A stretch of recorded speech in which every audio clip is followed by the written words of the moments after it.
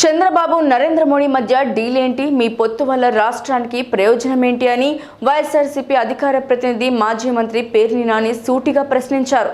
పగలు మోడీతో, రాత్రి కాంగ్రెస్తో చేతులు కలిపే వ్యక్తి చంద్రబాబు అని మాజీ మంత్రి పేర్ని నాని విమర్శించారు. పోలవరం ఏటీఎంలా వాడుకున్నారని మోదీ అన్నారు కదా, చంద్రబాబు ఎలా పునీతుడయ్యాడో చెప్పాలన్నారు. తాడేపల్లిలోని వైఎస్ఆర్సీపీ కేంద్ర కార్యాలయంలో పేర్ని నాని మీడియాతో మాట్లాడారు. జరిగినటువంటి బహిరంగ సభ వైఎస్ఆర్ కాంగ్రెస్ పార్టీ అయితే ఆ జరిగినటువంటి నరేంద్ర మోడీ గారి యొక్క బహిరంగ సభ సంసిద్ధం సభ కాదది, కేవలం అది సిద్ధం 5వ సభగా మేము భావిస్తున్నాం. ఇప్పటికి జగన్మోహన్ రెడ్డి గారి నాయకత్వంలో 4 సిద్ధం సభలు జరిగినాయి. ఒకటి భోగాపురంలో జరిగితే,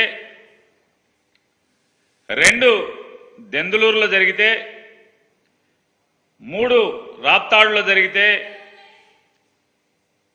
4వ సిద్ధం సభ మేదరమెట్లో జరిగితే, 5వ సిద్ధం సభ వీళ్ళ ముగ్గురు కలిసి చిలకలూరుపేటలో పెట్టినటువంటి సభగా మేము భావిస్తున్నాం. ఎందుకు దాన్ని సిద్ధం 5 సభగా మేము భావిస్తున్నామంటే,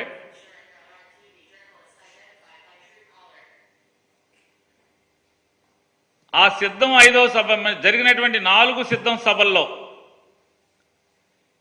జగన్మోహన్ రెడ్డి గారు పాల్గొన్నటువంటి 4 సిద్ధం సభల్లో ఈ రాష్ట్ర ప్రజలు, అలాగే వైఎస్ఆర్ కాంగ్రెస్ పార్టీ జెండా మోసేటువంటి ప్రతి కార్యకర్త మళ్ళీ జగన్మోహన్ రెడ్డి గారి పరిపాలనే ఎందుకు కావాలి, ప్రజలు ఎందుకు ఓటేయాలి అనేది తేటతెల్లం చేస్తే, ఈ 5వ సిద్ధం సభ అయినటువంటి చిలకలూరుపేట సభలో మోడీ గారు కానీ, చంద్రబాబు నాయుడు గారు కానీ, లేదా పవన్ కళ్యాణ్ గారు కానీ అసలు ఈ రాష్ట్రానికి వారేం చేయదలుచుకున్నారు, వాళ్ళ ముగ్గురు యొక్క అవకాశవాద కూటమికి ఓటేస్తే అసలు ప్రజలు ఎందుకు ఓటేయాలి, ఓటేస్తే వారేం చేస్తారు, వారు ముగ్గురు కలిసి రాష్ట్రానికి. అలాగే 2014లో వీళ్ళ ముగ్గురు కలిసి పవన్ కళ్యాణ్ గారు కూడా చెప్పారు, వెంకన్న బాలాజీ, తిరుపతి బాలాజీ ఆశీస్సులతో మా కలయిక గొప్ప కలయిక అయింది అని చెప్పారు. మరి 2019లో ఈ పాచిపోయిన లడ్లు ఇవాళ చిలకలూరుపేట సభకి ఎలా తాజా లడ్లుగా మారినాయో పవన్ కళ్యాణ్ గారు చెప్పాడా ఈ రాష్ట్ర ప్రజలకి? పాచిపోయిన లడ్లు 5 ఏళ్లు మారేప్పటికీ ఎలా చిలకలూరుపేట అంటే కాకినాడ నుంచి 5 ఏళ్ల క్రితం కాకినాడలో పాచిపోయిన లడ్లు చిలకలూరు 5 ఏళ్లు గడిచిన తర్వాత ఈ చిలకలూరుపేట సభకు వచ్చేప్పటికీ ఎలా తాజాగా మారినాయి, ఎంత రుచిగా ఉన్నాయి, ఎందుకు రుచిగా మారినాయి చెప్పలేదు. అలాగే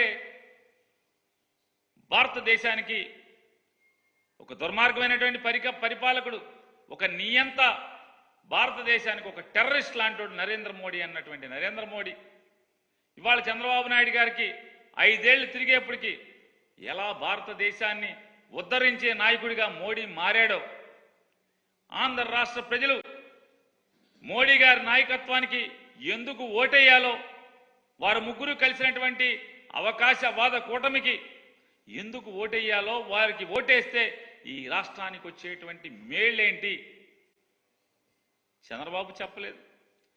చెప్పకపోగా ఏంటయ్యా అంటే అదంతా కూడా అక్కడ జరిగినటువంటి సభలో సిద్ధం 5 సభ చిలకలూరుపేటలో జరిగినటువంటి ఏంటంటే చంద్రబాబు నాయుడు మాట్లాడేది మొత్తం అంతా కూడా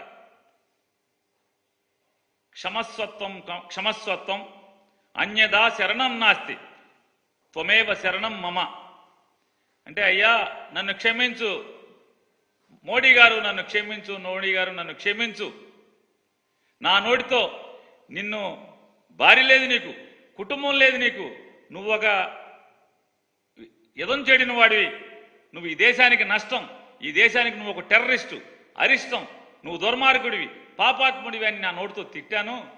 కానీ అదే నోటితో ఇవాళ నేను ఏం మాట్లాడా అంటే మోడీ అంటే అభివృద్ధి, మోడీ అంటే సంక్షేమం, మోడీ అంటే ఆత్మగౌరవం. అంటే దాని అర్థం ఏంటి?